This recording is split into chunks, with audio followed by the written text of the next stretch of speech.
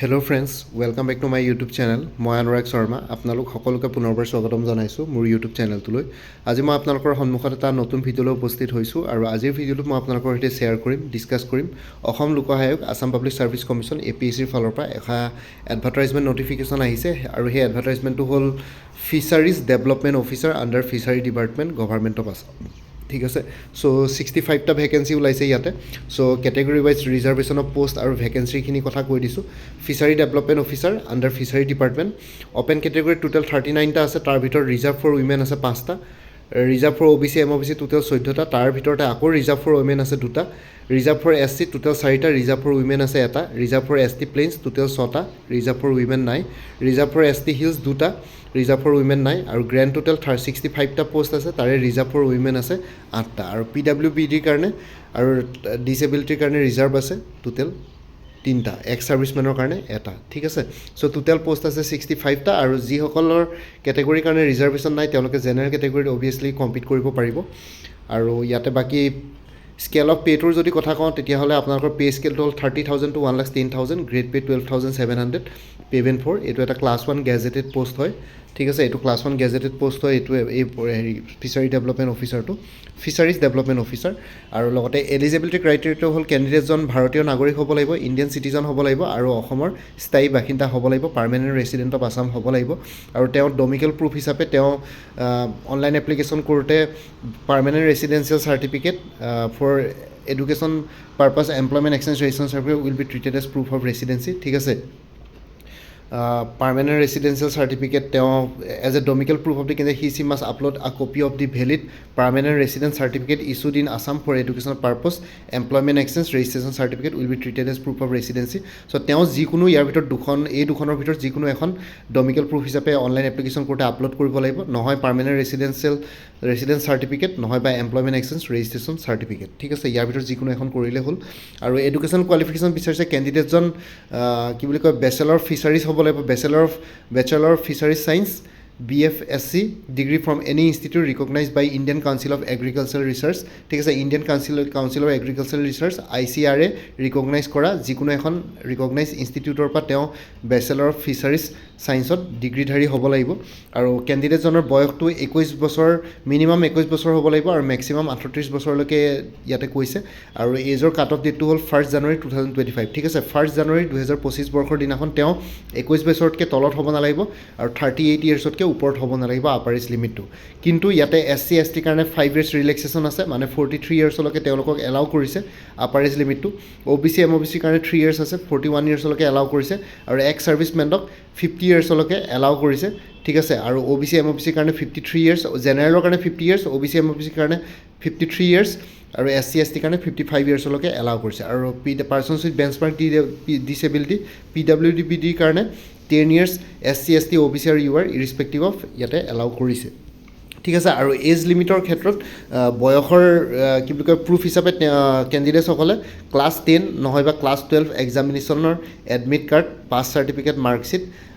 যিকোনো recognise central state board কাউন্সিলে issue কৰা তাতে য'ত ডেট এজ বা বয়সটো বা ডেট অফ বাৰ্থ মেনশ্যন আছে সেইখিনি বস্তু আপলোড কৰিব লাগিব। ঠিক আছে, বাকী এইকেইটাৰ বাহিৰে বেলেগ এজ প্ৰুফ হিচাপে চাৰ্টিফিকেট তেওঁলোকে ইয়াতে কনচিডাৰ নকৰে। আৰু PWDৰ ক্ষেত্ৰতো PWD কেণ্ডিডেটছে তেওঁলোকৰ ডিচেবিলিটিৰ চাৰ্টিফিকেট কম্পিটেণ্ট অথৰিটিৰ পৰা ইছ্যু কৰা আপলোড কৰিব লাগিব। আৰু গভৰ্ণমেণ্ট এমপ্লয়িজখিনিয়ে তেওঁলোকে ন' অবজেকশ্যন চাৰ্টিফিকেট আপলোড কৰিব লাগিব, যিসকলে অলৰেডি চাকৰি কৰি আছে গভৰ্ণমেণ্টৰ আণ্ডাৰত। আৰু স্মল ফেমিলি নৰ্ম চাৰ্টিফিকেট এখন আপোনালোকে আপলোড কৰিব লাগিব ফৰ্ম A, তাতে APSCৰ অফিচিয়েল ৱেবছাইটত যোনটো APSCৰ অফিচিয়েল ৱেবছাইটলৈ যাব apsc.nic.in, তাতে আপোনালোকৰ এটা ছেকশ্যন আছে ফৰ্মছ আৰু ডাউনলোডছ বুলি, তাতে আপোনালোকে গ'লে মানে ফৰ্ম A বুলি এটা ফৰ্ম পাব, সেইখন ডাউনলোড কৰি পেলাই সেইখন আপোনালোকে ফিল কৰি প্ৰথমতে ফৰ্মখন ডাউনলোড কৰি প্ৰিণ্ট আউট কপি এটা উলিয়াই আনিব, সেইখন ফিল কৰি পেলাই আপোনালোকে ফোনত ফটো মাৰি পেলাই PDF ফৰ্মেটত বনাই পেলাই আপলোড কৰিব লাগিব। ঠিক আছে,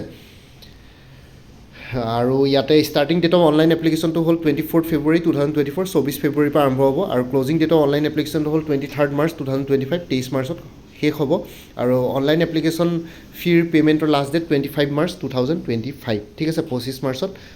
শেষ হ'ব। আৰু জেনেৰেলৰ ইয়াতে টোটেল এমাউণ্ট এপ্লিকেশ্যন ফিৰ টোটেল এমাউণ্টটো হ'ল 297.20, OBC MOBC কাৰণে 197.20, আৰু SC ST আৰু BPL আৰু PWBDৰ কাৰণে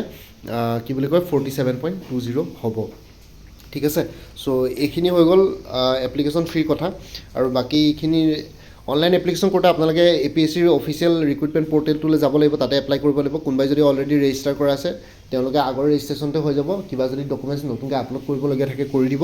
আৰু যদি আগতে যদি কোনোবাই ৰেজিষ্টাৰ কৰা নাই অনলাইন ৰেজিষ্ট্ৰেশ্যন কৰিব লাগিব তাতে আপোনালোকে অনলাইন এপ্লিকেশ্যনৰ ছেকশ্যনটো খুলিলে এপ্লাই অনলাইন কৰিলে মানে তাতে আপোনালোকে গোটেইখিনি ইনষ্ট্ৰাকশ্যনছ পাই যাব ৱেবছাইটটোত তেনেকৈ আপোনালোকে এপ্লাই কৰিব লাগিব ঠিক আছে চ' আপোনালোকে আপলোড কৰিব লাগিব ফটোজ ছিগনেচাৰ আৰু যোনখিনি ডকুমেণ্টছ লাগে সেইখিনি আৰু বাকী ইয়াতে যদি ৰিক্ৰুইটমেণ্ট কয় ৰিক্ৰুইটমেণ্টৰ কথা যদি কয় তেতিয়াহ'লে ইয়াতে এবাৰ চাব লাগিব তেওঁলোকে কিবা ৰিক্ৰুইটমেণ্টটো এতিয়ালৈকে তেওঁলোকে কোনো জনোৱা নাই APSCয়ে পৰৱৰ্তী সময়ত তেওঁলোকে জনাব কেনেকুৱা ধৰণৰকৈ ৰিক্ৰুইটমেণ্ট হ'ব মানে চিলেকশ্যন প্ৰচিডিউৰটো কেনেকুৱা হ'ব এক্সাম পেটাৰ্ণ কেনেকুৱা হ'ব সেইটো জনোৱা হ'ব ইয়াতে লিখিছে selection procedure will be notified letter on following by issuing Korean gum ঠিক আছে চ' সেইটো পিছত জনোৱা হ'ব আৰু এক্সামিনেশ্যন জ'নছ APSCৰ 6টাই আছে শিলচৰ যোৰহাট নগাঁও তেজপুৰ কোকৰাঝাৰ গুৱাহাটী সেইকেইটাৰ আণ্ডাৰত যিমানকেইখন ডিষ্ট্ৰিক্টছ পৰে সেইকেইটা এক্সামিনেশ্যন জ'ন হ'ব আৰু কমিশ্যন হ'লে আৰু কমিশ্যনখনৰ ডিছক্ৰিপশ্যন আছে যে তেওঁলোকে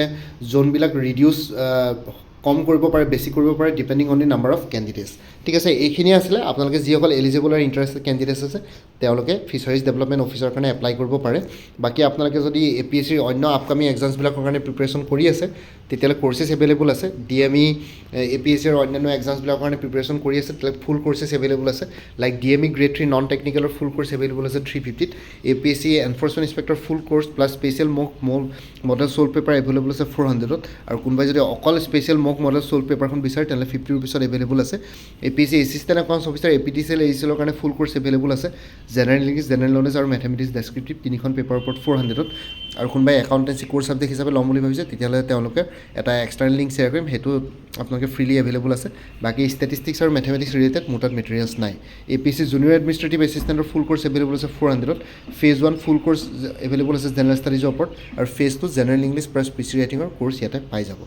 আসাম পুলিচ কনিষ্টবল আৰু অন্যান্য পোষ্টৰ কাৰণে ফুল কৰ্চ এভেইলেবল আছে 350ত APSC stenographer grade 2 full course available আছে 300ত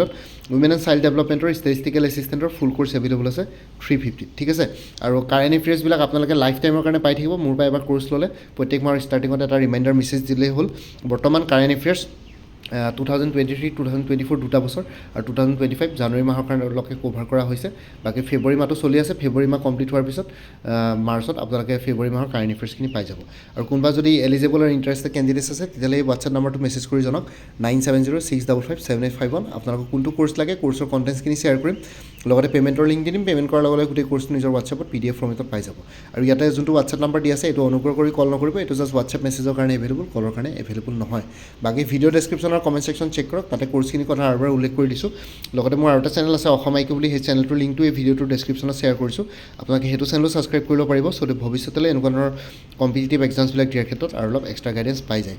বাকী কোনোবাই যদি আগতে মোৰ পৰা কিবা কৰ্চ লৈ থৈছিলে এবাৰ জনাই দিব তেতিয়া আগৰ মেটেৰিয়েলছখিনি বাদ দি যোনখিনি এডিশ্যনেল মেটেৰিয়েলছ লাগিব সেইখিনি ল'লে হ'ল তেতিয়া প্ৰাইচটো অলপ কমি যাব আৰু কোনোবাই যদি একেলগে দুটা তিনিটা মাল্টিপল কৰ্চ লয় তেতিয়াও জনাই দিব তেতিয়া প্ৰাইচটো বহুত বেছি কমি আহিব ঠিক আছে বাকী আজিৰ ভিডিঅ'টো ইয়াতে সমাপ্ত কৰি আপোনালোক সকলোৰে পৰা বিদায় ল'লোঁ কাইলৈ পুনৰ এটা নতুন ভিডিঅ' লৈ আপোনালোকৰ সন্মুখত উপস্থিত হ'ম তেতিয়ালৈকে ভালকৈ প্ৰিপেৰেশ্যন কৰি থাকক সকলোৱে অল দি বেষ্ট থাকিলে bye and take care friends Bharat Mata কি জয় আই অসম